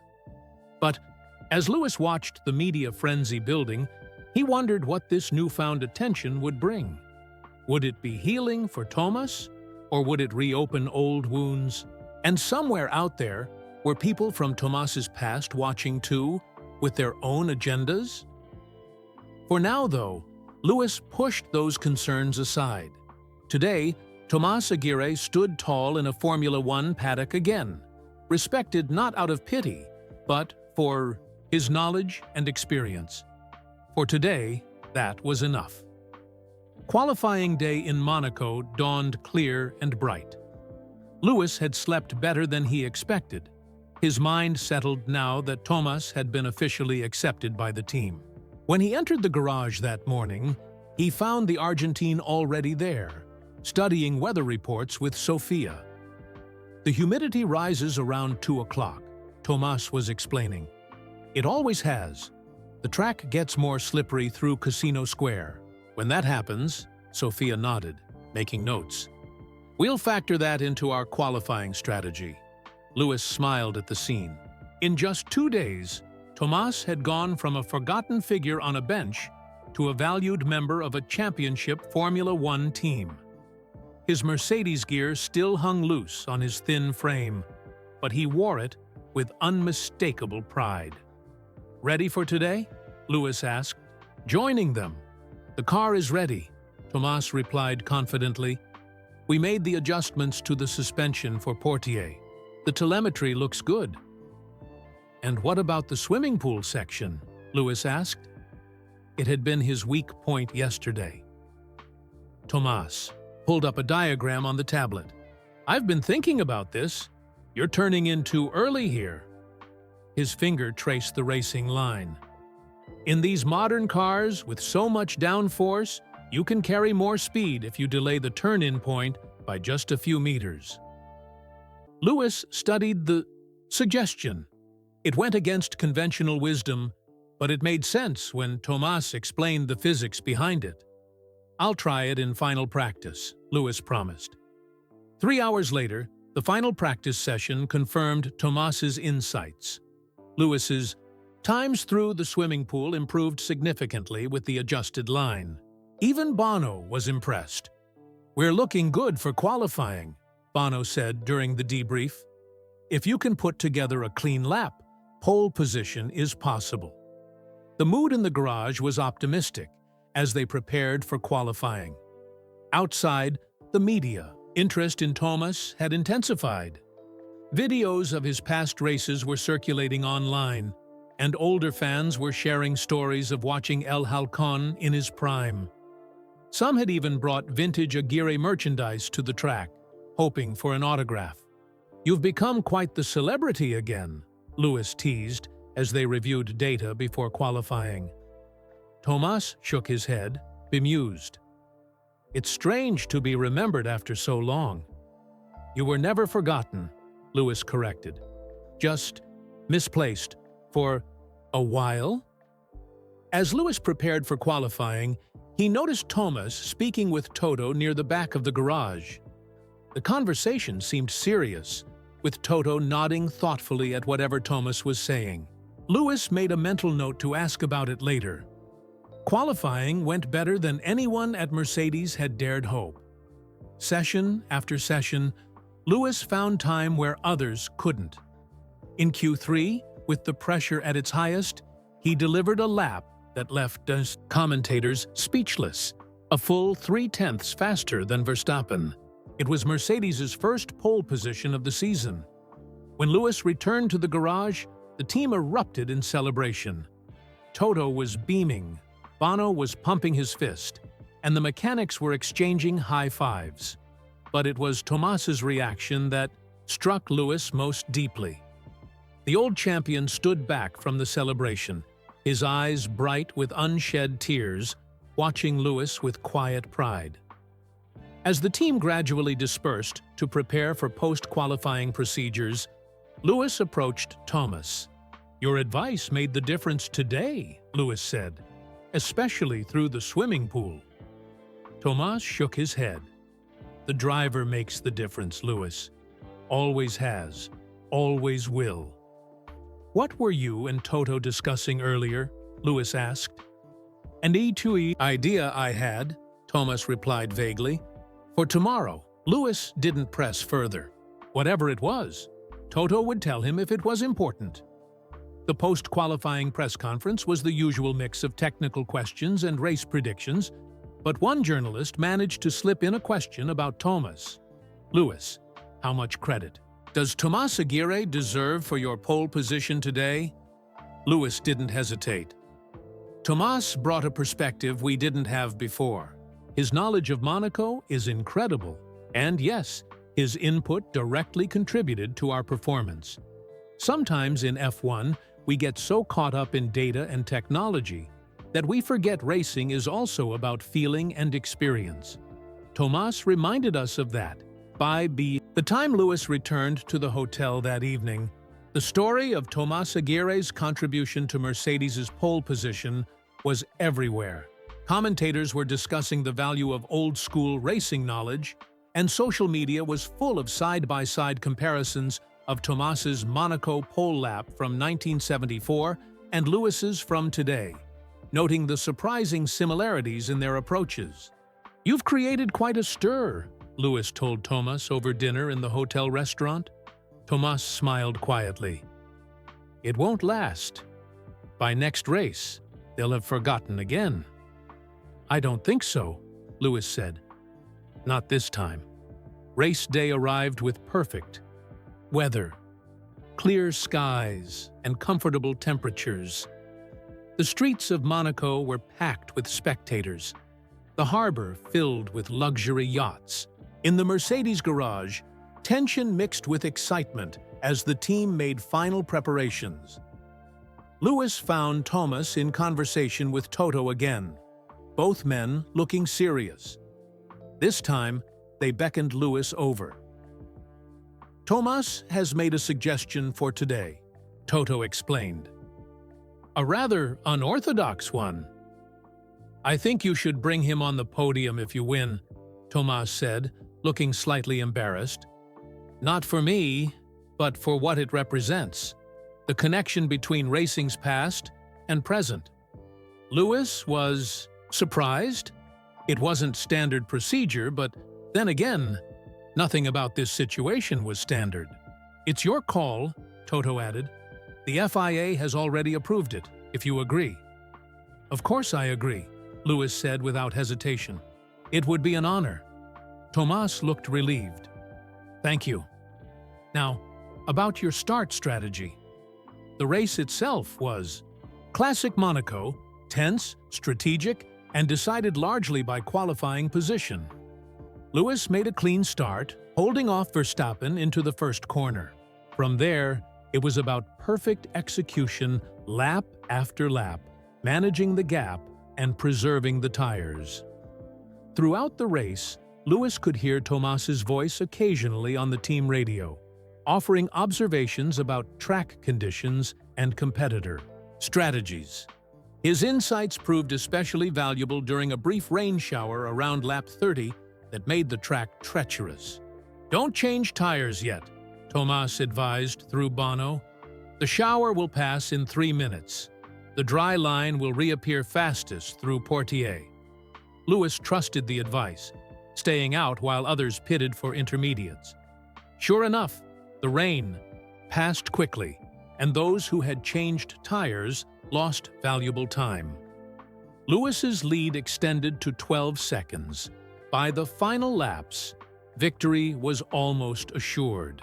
Lewis crossed the finish line with his right hand raised in triumph, securing his 104th Grand Prix win and Mercedes's first victory of the season. The garage exploded in celebration. Team members hugged each other. Toto pounded the desk in joy, and even the normally reserved Bono was jumping up and down. As Lewis parked the car and climbed out, he looked for one person in particular. Tomas stood at the back of the garage, smiling broadly, but holding himself slightly apart from the celebration, the old habit of a man who had grown used to being on the outside looking in. Lewis walked straight to him. "Come with me," he said, loud enough for everyone to hear. "You're part of this victory." As they made their way to the podium together, whispers spread through the crowd. Who was this older man walking with Hamilton? Younger fans looked confused, but the older ones began to point and exclaim as recognition dawned. In the cool-down room, Verstappen and Leclerc, who had finished second and third, greeted Lewis with the usual post-race comments. Then, Verstappen noticed Tomas. "Wait, aren't you Tomas Aguirre?" the young Dutchman asked, eyes widening. "My father has videos of your races. He always said your Monaco 74 lap was the greatest qualifying performance he'd ever seen." Tomas looked stunned that a current champion knew who he was. "Thank you," he said simply. When the time came to walk onto the podium, Lewis gently guided Tomas to join him. As they stepped out into the sunshine, facing the cheering crowd, the Monaco race director handed Tomas his own magnum of champagne. The announcer's voice boomed across the harbor. "Ladies and gentlemen, joining Lewis Hamilton on the podium today is 3-time Grand Prix winner and Monaco legend Tomas Aguirre." The crowd erupted in applause, confused at first, then enthusiastic as understanding spread. Tomas stood there, champagne bottle in hand, tears streaming unashamedly down his weathered face as 50 years of racing history came full circle. The press conference that followed the Monaco Grand Prix was unlike any in recent Formula One history. Lewis and Tomas sat side by side, fielding questions about their unlikely partnership and the race victory. Lewis explained how Tomas's insights had given him the edge through key sections of the track, while Tomas deflected praise back to the team and to Lewis's driving skill. "There are some things computers can't measure," Tomas told the assembled journalists. "The way shadows fall across the track late in the day, how the sea breeze affects grip at Casino Square. These are things you feel as a driver, not things you calculate." The reporters were fascinated by the partnership. But as the conference continued, questions inevitably turned to Tomas' personal story. "Mr. Aguirre, can you tell us where you've been all these years?" asked a journalist from Autosport. Tomas straightened in his chair. "I never left the sport in my heart. But life takes unexpected turns, and pride can keep a man from asking for help when he needs it." He paused, choosing his words carefully. Let's just say I'm grateful for this second chance to contribute to Formula One. Halfway around the world, in a luxurious apartment overlooking Buenos Aires, Carlos Mendez watched the press conference streaming on his large television. His hand trembled slightly as he reached for his whiskey glass. "Impossible," he whispered. At 68, Carlos had built a comfortable life as a financial consultant to Argentina's wealthy elite. His office walls were adorned with photos of him alongside famous athletes and politicians. But conspicuously absent were any images from his early career, when he had managed the finances of several racing drivers, including Tomás Aguirre. Carlos muted the television and made a phone call. "Did you see it?" he asked without preamble, when the call connected. "I did," replied a male voice. "Aguirre looks good for a dead man." "We have a problem, Eduardo. If he starts talking about the past—" "He won't," Eduardo interrupted. "It was 30 years ago. And who would believe a homeless man over you, one of Buenos Aires' most respected businessmen?" Carlos wasn't convinced. "Hamilton has resources. What if he starts asking questions?" "Then we'll deal with it," Eduardo said coldly. "For now, just watch and wait." Carlos hung up and unmuted the television. The press conference was ending, with Lewis making an announcement that caused Carlos's blood to run cold. "Today, Mercedes and I are proud to announce the creation of the Aguirre Foundation," Lewis was saying. "This organization will support retired racing drivers who have fallen on hard times. Tomás will help guide its mission, ensuring that no one who contributed to our sport is ever forgotten again." Carlos switched off the television and reached for the whiskey bottle. His hands were shaking more noticeably now. Back in Monaco, Lewis and Tomás left the press conference amid a flurry of camera flashes. The paddock was buzzing with the news of the foundation, and several team principals had already approached. Toto about contributing. "You didn't tell me about the foundation," Tomás said quietly as they walked toward the Mercedes hospitality area. "I wanted it to be a surprise," Lewis admitted. "Is it okay?" Tomás was quiet for a moment. "It's more than okay. But you must understand. My situation was my own doing. Other drivers deserve help more than I did. The foundation isn't just for you," Lewis explained. "It's for anyone who gave their life to racing and needs support afterward. You'll help us identify who needs help the most." Inside the hospitality area, the Mercedes team was celebrating their victory. Champagne flowed freely, and team members took turns congratulating both Lewis and Tomás. Even Verstappen and several other drivers stopped by to meet the racing legend who had returned from obscurity. Late in the evening, as the celebration continued, Lewis noticed Tomás slip outside onto the balcony overlooking the harbor. He followed, finding the older man gazing out at the water, his expression troubled. "Everything okay?"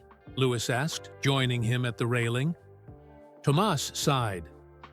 "It's overwhelming. 2 days ago, I was nobody. Now everyone wants to talk to me, take pictures with me. The foundation, the recognition." He shook his head. "I don't deserve all this." "Of course you do," Lewis insisted. "You don't understand," Tomás said, his voice dropping. "My fall wasn't just bad luck. I made poor choices. I trusted people I shouldn't have." "We all make mistakes," Lewis said. "That doesn't mean you deserve to be forgotten." Tomás seemed about to say more, but stopped himself. "Perhaps you're right." He managed to smile. "And your victory today was magnificent. You drove like a true champion." "I had good advice," Lewis replied with a grin. As they stood there, Toto approached with his phone in hand, his expression concerned. "Lewis, Tomás, we may have a situation developing. A journalist is asking very specific questions about Tomas's financial history. He claims to have sources in Argentina with explosive revelations about what really happened to Tomas's racing fortune. "What kind of revelations?" Lewis asked. Toto glanced at Tomas. He wouldn't say specifically, just that it would change the narrative completely. Tomas's face had gone pale. "Which journalist?" "James Mitchell from Racing Today," Toto replied. "He's requesting an exclusive interview with you, Tomas. He says if we refuse, he'll publish what he has anyway." Lewis felt a surge of anger. "That's blackmail." "It's journalism." "Unfortunately," Toto corrected, "we don't have to respond immediately. Let's think about this carefully." Tomas gripped the railing, his knuckles white. "There are things in my past I'm not proud of, as I've said. But there are also things that weren't my fault. Things I didn't know about until it was too late." "What things?" Lewis asked gently. Tomas shook his head. "It was a long time ago. I thought it was buried for good." The celebration inside continued, unaware of the tension on the balcony. Lewis studied Tomas's face, seeing fear there for the first time since they'd met. "Whatever it is, we'll face it together," Lewis promised. "You're not alone anymore." Tomas looked unconvinced. "You've done so much already. This isn't your burden." "It is now," Lewis said firmly. "You're part of the team." Toto nodded in agreement. "Mercedes stands behind its people. Whatever this Mitchell character thinks he has, we'll deal with it professionally." They returned inside. Tomas seemed to withdraw into himself. The joy of the day's triumph was fading, replaced by anxiety about what tomorrow might bring. Later that night, in his hotel room, Tomas sat on the edge of his bed, staring at his phone. After a long moment of hesitation, he dialed a number he hadn't called in decades. "Eduardo?" he said when the call connected. "It's Tomas. We need to talk about Carlos Mendez." The connection was crackly, but Eduardo's voice came through clearly. "Enough." "Tomas? Is that really you?" "Yes," Tomas replied, his voice steady despite his shaking hands. "I need to know if you've been contacted by a journalist from Racing Today. A man named James Mitchell." There was a long pause on the line. "Why would I be contacted by a journalist?" "Because Carlos Mendez might be talking." Tomas gripped the ETE phone tighter. "About what happened to my money." Another pause, longer this time. "That was 30 years ago, Tomas. And now I'm in the spotlight again. If Mitchell starts digging..." Tomas left the thought unfinished. "I saw you on TV," Eduardo said, changing the subject.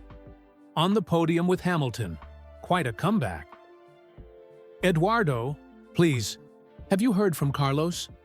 A sigh came through the line. "Yes, he called me after seeing the race. He's worried."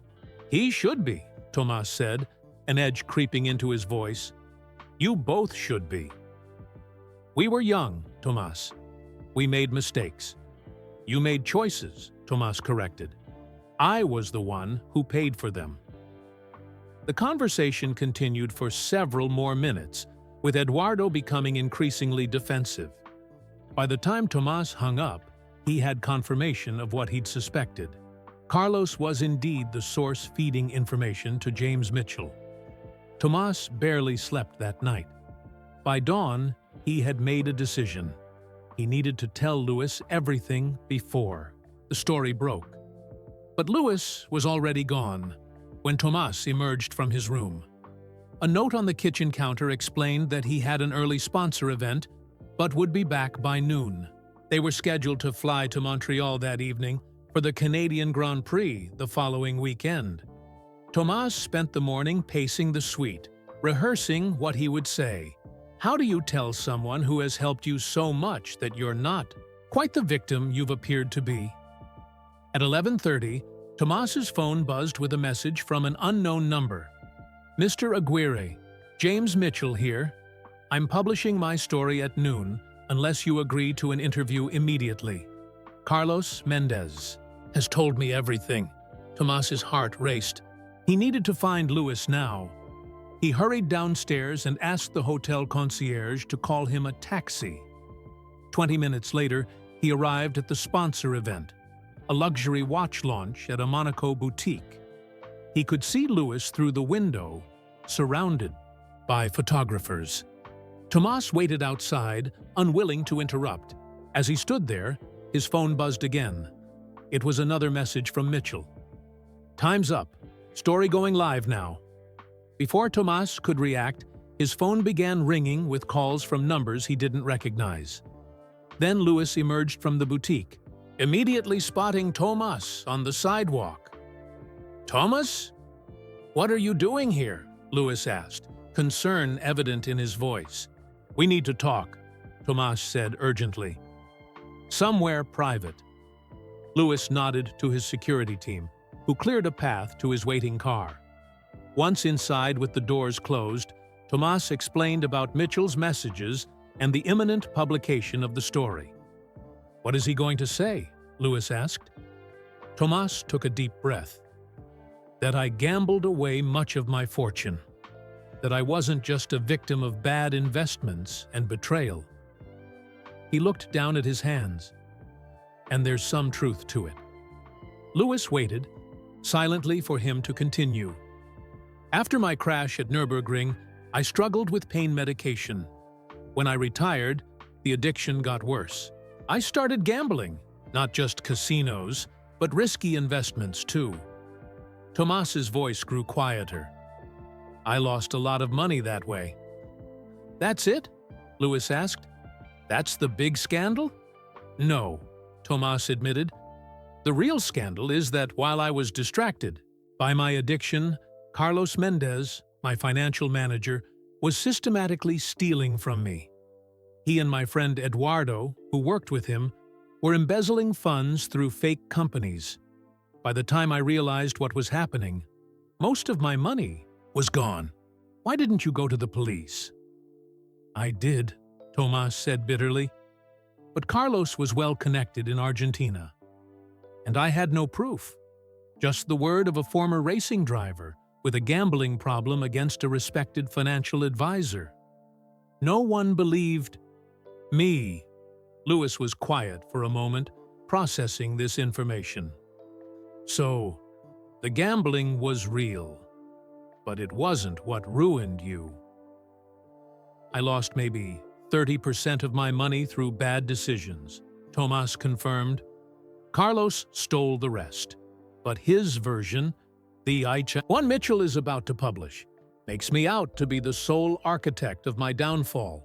As if on cue, both their phones buzzed simultaneously. It was Toto. "Have you seen the Racing Today website? Call me immediately." Luis pulled up the site on his phone. The headline made him wince. "Exclusive: The dark truth behind Tomas Aguirre's fall from grace." The article painted a devastating picture. According to sources close to the driver, Tomas had gambled away his entire fortune, then falsely accused his financial advisors of theft to cover his shame. It claimed he had abandoned his family, leaving behind unpaid debts and broken promises. Worst of all, it suggested that his current relationship with Mercedes was nothing but a publicity stunt arranged by Lewis Hamilton's PR team to boost his image as a humanitarian. "None of this is true," Luis said, scrolling through the article. "Well, except the gambling part. But that's twisted out of context." "Enough of it is true to make the lies believable," Tomas said sadly. "I did gamble. I did make accusations against Carlos. I did disappear rather than face my failures." He looked out the window at the passing Monaco scenery. "Perhaps I should disappear again before I cause more damage to you and the team."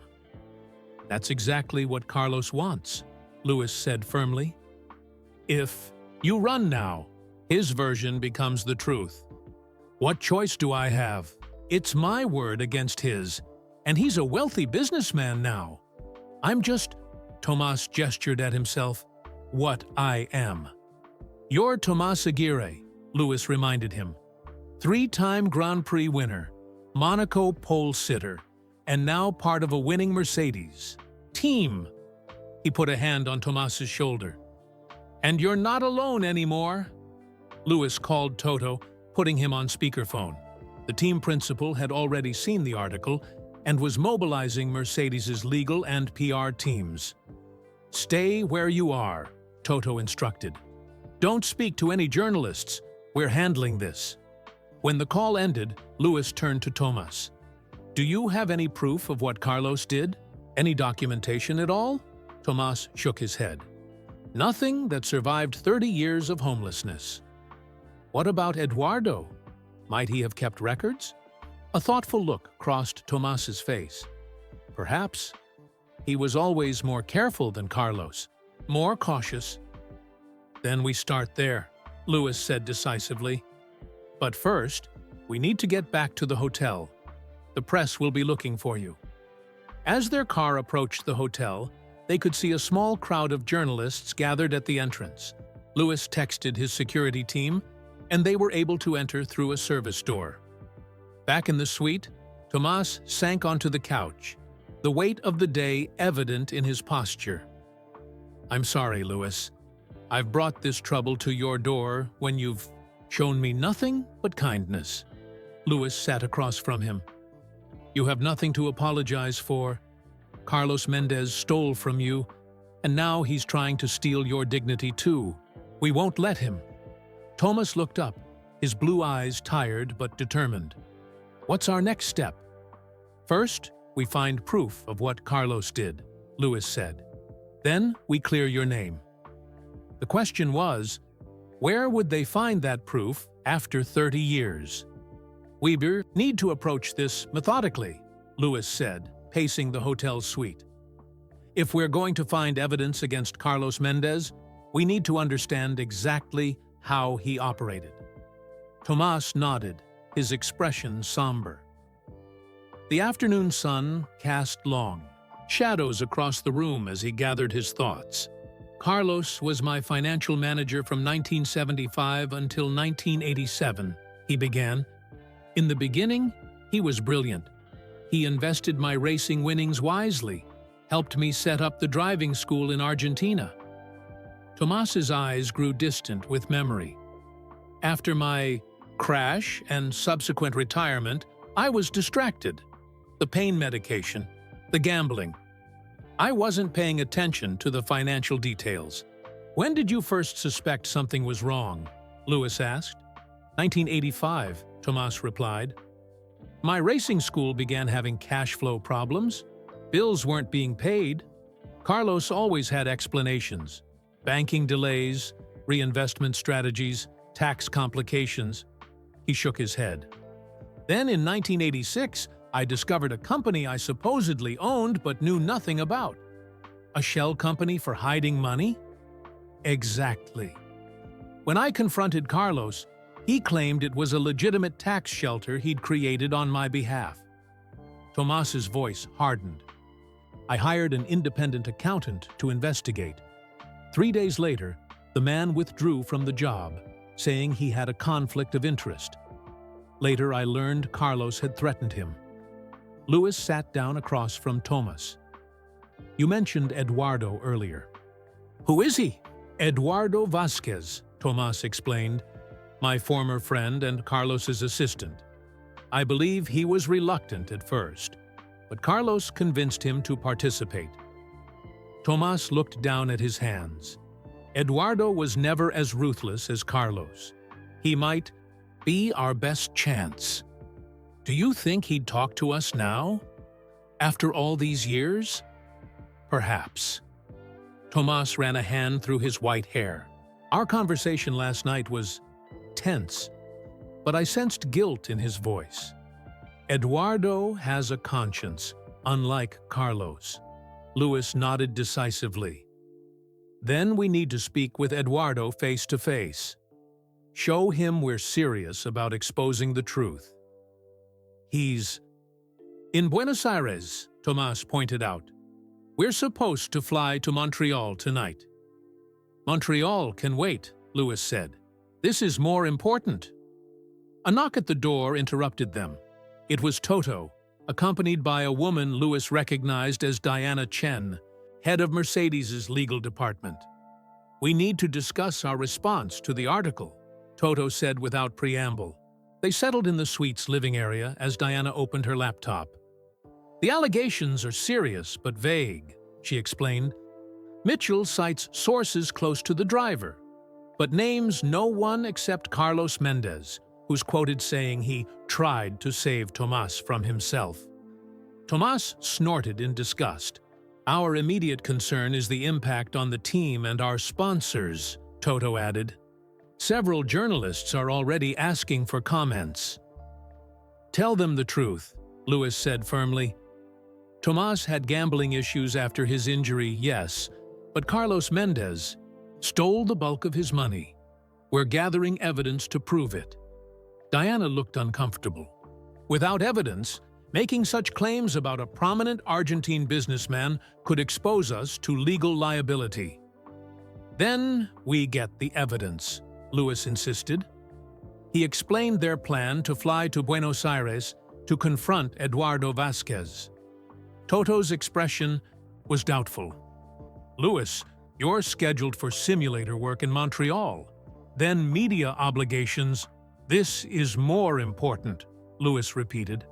Mercedes stands behind its people, right? That's what you told Tomás on the night of our victory. Toto and Diana exchanged glances. Give us 48 hours, Louis pressed. If we find nothing, we'll join the team in Montreal and handle this however the legal department advises. After some discussion, Toto reluctantly agreed. 2 days, Louis, and take Sarah with you. Sarah was Louis's personal assistant, renowned for her efficiency and discretion. As Toto and Diana left to draft an initial press statement, Louis called his travel team to arrange the Buenos Aires trip. Are you sure about this? Tomás asked when they were alone again. You're risking a lot for me. I'm sure, Louis replied without hesitation. Besides, I've never been to Argentina. It'll be an adventure. 14 hours later, Louis's private jet touched down in Buenos Aires. Sarah had worked miracles, securing accommodations and arranging for a local fixer who knew the city well. Eduardo lives in Recoleta. The fixer, a young woman named Julia, informed them as they drove from the airport. It's one of the wealthiest neighborhoods. His apartment building is very exclusive, with tight security. Can you get us in? Louis Taidudes asked. Julia smiled. I have my ways. Their hotel was in Palermo, a trendy district with tree-lined streets. After a quick refresh, they gathered in Louis's suite to plan their approach. Direct confrontation is best, Tomás advised. Eduardo was never good with unexpected situations.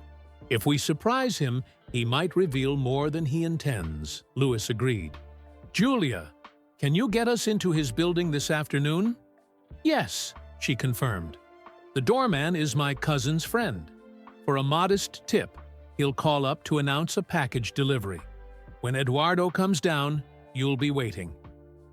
The plan worked perfectly. At 4 o'clock, they were in the building's elegant lobby when a distinguished-looking man in his 60s descended in the elevator. Eduardo, Tomás called softly. The man froze, his face draining of color. Tomás, what are you doing here? We need to talk, Tomás said, stepping forward. About Carlos and what you both did. Eduardo's eyes darted to Louis, then back to Tomás. This is not a good place. Then invite us up, Louis suggested. Eduardo hesitated, then sighed in resignation. Very well. His apartment was spacious and tastefully decorated, with floor-to-ceiling windows offering views of the city. Family photos lined the walls, children and grandchildren, Eduardo's life over the past 30 years. "You have a beautiful family," Tomas remarked, examining the photos. "Yes," Eduardo replied tensely. "I've been fortunate." "More fortunate than me," Tomas said, his voice even. "I wonder if your grandchildren know how you helped build this life for them." Eduardo flinched. "Tomas, what happened was complicated." "No," Tomas interrupted. "It was very simple. You and Carlos stole from me while I was struggling with addiction. You took advantage of my weakness." "Carlos took more," Eduardo said defensively. "Much more. I just looked the other way." "That's still theft," Luis pointed out, "and it destroyed Tomas's life." Eduardo sank into an armchair. "What do you want from me? An apology? Money? It's too late for either to make a difference." "We want evidence," Tomas said. "Proof of what Carlos did." Eduardo laughed bitterly. "After 30 years? Impossible." "You were meticulous," Tomas pressed. "You kept records of everything. I remember how you documented each transaction, each investment. A flicker of something, guilt, fear, crossed Eduardo's face. "Those records are long gone." "Are they?" Luis asked quietly. "Or did you keep them as insurance against Carlos?" Eduardo's silence was telling. "Carlos is trying to destroy what's left of my reputation," Tomas continued. "That article in Racing Today is just the beginning. He'll keep feeding lies to the press until my name is mud again." Eduardo stood and walked to the window, his back to them. "Why would I help you now? After all this time?" "Because it's the right thing to do," Luis said simply. "And because Carlos will sacrifice you to save himself if necessary," Tomas added. "You know that's true." For a long moment, Eduardo stood motionless. Then, without turning, he said, "There's a storage unit in my name, in Belgrano. Old financial records from many clients, not just you. I kept them just in case." "In case Carlos ever turned on you," Tomas guessed. Eduardo nodded slowly. "The key is in my desk, top drawer, in a blue envelope." As Eduardo retrieved the key, Luis exchanged a hopeful glance with Tomas. It wasn't proof yet, but it was a start. The storage facility was in an industrial area of Belgrano, a 20-minute drive from Eduardo's apartment. The unit itself was small and dusty, filled with boxes labeled by year. "These would be from your time," Eduardo said, pointing to several boxes marked 1980-1987. For the next 3 hours, they methodically examined financial records, bank statements, and corporate filings. Tomas recognized names of shell companies he'd never authorized, transfers to accounts he'd never opened. Then Luis found it, a folder containing correspondence between Carlos and several offshore banks. The documents detailed a systematic scheme to siphon funds from Tomas's legitimate businesses into accounts controlled by Carlos. "This is it," Luis said, holding up a particularly damning memo. "Carlos's instructions to transfer money from your racing school account to something called Halcon Enterprises in Panama." "I never heard of any Halcon Enterprises," Tomas confirmed. Eduardo nodded grimly. "Carlos created it without your knowledge.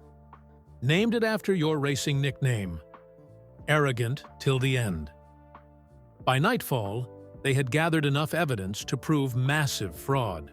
Eduardo had agreed to provide a sworn statement detailing his role and Carlos's actions. As they drove back to their hotel, Tomas sat quietly, the box of evidence on his lap. "How do you feel?" Luis asked gently. Tomas looked out at the Buenos Aires nightscape, the city he'd once called home. Vindicated, he said finally, but also sad. All these years wasted because of greed. Lewis squeezed his shoulder. Not wasted. You survived. And now you have a chance to reclaim your legacy. Tomorrow they would fly to Montreal with their evidence, ready to clear Tomas's name and expose Carlos Mendez's decades of lies. The truth, buried for 30 years, was finally coming to light. The Canadian Grand Prix weekend was already underway when Lewis and Tomas arrived in Montreal. News of their impromptu trip to Argentina had fueled speculation, with some media outlets suggesting Lewis had prioritized his charity project over race preparation. The paddock buzzed with rumors and whispers. Toto met them at the Mercedes hospitality suite, his expression a mixture of relief and concern. "You cut it close," he said, glancing at his watch. "First practice starts in 2 hours." "We found what we needed," Lewis replied, setting down the box of evidence they'd brought. "From Buenos Aires, Eduardo gave us everything." Diana Chen joined them, along with Angela, the head of communications. Together, they reviewed the documents, bank transfers to shell companies, forged signatures on financial documents, memos detailing the systematic theft of Tomas's fortune. "This is compelling," Diana admitted, examining a particularly damning letter from Carlos. "With Eduardo's sworn statement, we have a strong case against the allegations in Mitchell's article. We need to move quickly," Angela added. "The story has gained traction. Several drivers were asked about it in yesterday's press conference." Lewis looked at Tomas, who had been quiet since their arrival. "What do you think? How do you want to handle this?" Tomas straightened in his chair. "Directly. No more hiding, no more shame. I want to face this myself." Toto nodded approvingly. "We can arrange a special press conference after practice. Present the evidence. Allow Tomas to tell his story." "James Mitchell should be there," Lewis suggested. "Let him see the truth firsthand." The plans were set in motion. While Lewis prepared for first practice, the legal and communications teams organized the press conference. They also sent a formal letter to Racing Today, demanding a retraction of Mitchell's article and threatening legal action if they refused. On track, Lewis channeled his determination into his driving. Despite missing the previous day's sessions, he posted the second fastest time, just behind Max Verstappen. In the garage, Tomas watched on the monitors, offering occasional insights through Bono. Their partnership continued to flourish, even amid the personal drama. At 4 o'clock, after the day's racing activities had concluded, the press conference room was packed with journalists. James Mitchell sat in the front row, looking uncomfortable as Diana Chen distributed copies of key documents from Eduardo's files. Toto began with a brief statement about Mercedes' commitment to integrity and fair treatment. Then he introduced Tomas, who approached the microphone with quiet dignity. 30 years ago, Tomas began, his voice steady. "I lost everything, not primarily through gambling, as Mr. Mitchell's article claimed, but through theft. My financial manager, Carlos Mendez, systematically stole millions of dollars from me while I was struggling with pain medication after my career-ending injuries." He detailed the scheme, pointing to specific documents as evidence. He acknowledged his own mistakes, the gambling, the addiction, the pride that kept him from seeking help sooner. "I am not here to portray myself as a perfect victim," Tomas continued. "I made errors in judgment that contributed to my fall, but the bulk of my fortune was stolen, not lost." When Tomas finished speaking, Lewis took the microphone. His statement was brief but powerful. "When I found Tomas in Nice, I didn't know his full story. I only knew he was a racing legend who deserved better. Now that I know the truth, I'm even more proud to have him as part of our team." and as my friend." Lewis looked directly at James Mitchell. "The racing community takes care of its own. Sometimes we're late in doing so, but we get there in the end." Questions followed, most directed at Tomas. He answered each one calmly, neither downplaying his own mistakes nor exaggerating Carlos's crimes. When Mitchell finally raised his hand, the room fell silent. "Mr. Aguirre," Mitchell said, his voice less confident than usual, "why should we believe these documents after so many years? And why didn't you pursue legal action against Mr. Mendez at the time?" "I did try," Tomas replied evenly. "But without these documents, which Eduardo Vasquez kept hidden, it was my word against Carlos's. A former driver with addiction problems versus a respected financial advisor." He paused. "As for why you should believe them now, the evidence speaks for itself. Bank records don't lie, Mr. Mitchell." By the end of the press conference, the narrative had clearly shifted. Several journalists approached Tomas afterward to apologize for their coverage of Mitchell's article. Racing Today's editor called Angela to discuss terms for a retraction. As they left the conference room, Lewis draped an arm around Tomas's shoulders. "You did it. You reclaimed your story." "We did it," Tomas corrected him. "I wouldn't be here without you." The rest of the race weekend unfolded like a dream. Lewis, inspired and focused, secured pole position in qualifying. Tomas continued to provide valuable insights about the circuit, particularly about managing tire temperatures in Montreal's variable conditions. On Sunday, race day dawned clear and cool. In the garage, the mood was focused but optimistic. Lewis's car was performing well, and the controversy surrounding Tomas had transformed into a positive story of redemption. Before Lewis climbed into the cockpit, Tomas approached him with a final piece of advice. "Turn 10, the old driver said, quietly. "The wall always looks closer than it is in the final 20 laps. Trust your instincts, not your eyes." Lewis nodded, taking the wisdom to heart. It was exactly the kind of insight that couldn't be simulated or calculated, only experienced. The Canadian Grand Prix proved to be a tactical battle. Lewis made a perfect start from pole, but Verstappen stayed close, pressuring him through. The early laps, a brief rain shower midway through the race added complexity, with teams divided on whether to switch to intermediate tires. "Stay out," came Tomas's voice through Bono's radio. "The racing line will dry quickly." Lewis trusted the advice, maintaining position while others pitted. When the track dried, those who had changed tires had to stop again, giving Lewis a comfortable lead. In the closing laps, as fatigue set in, Lewis found himself drifting closer to the infamous Wall of Champions at turn 10. Remembering Tomas's words, he trusted his instincts, maintaining his line despite the wall seeming impossibly close. Lap after lap, he threaded the needle perfectly. As Lewis crossed the finish line for his second consecutive victory, the garage erupted in celebration. Bono's voice came over the radio. "Incredible drive, Lewis.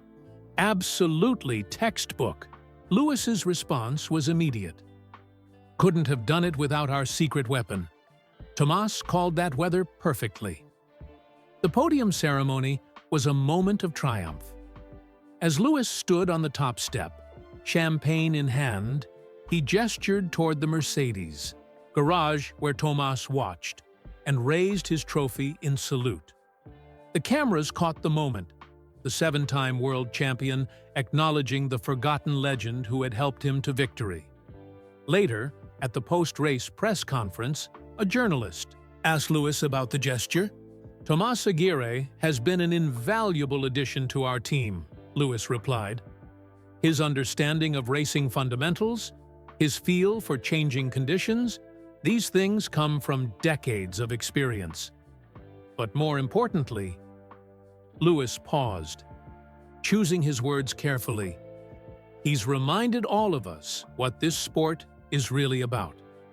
Not just technology and data, but human courage and wisdom. As the Formula One circus prepared to move on to the next race, something remarkable was happening.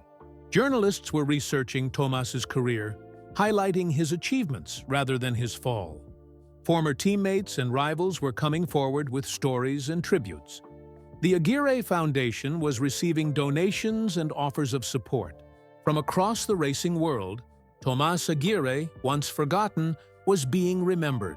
And not just for who he had been, but for who he was becoming. A respected elder of the Formula One community, a mentor, and a symbol of resilience. Where are you listening from today? I'd love to know which part of the world this story reached. If you enjoyed this emotional journey of redemption and second chances, please like this video and subscribe to the channel for more inspiring stories like this one. We'll be sharing tales of real-life heroes, unexpected friendships, and moments that remind us of our shared humanity. Don't forget to share this video with friends and family who might appreciate its message of kindness and compassion. Every share helps spread awareness about how we can all make a difference in someone's life. Sometimes all it takes is noticing someone who's been forgotten. Thanks for joining us today, and remember, the greatest champions aren't just those who win races, but those who lift others up along the way.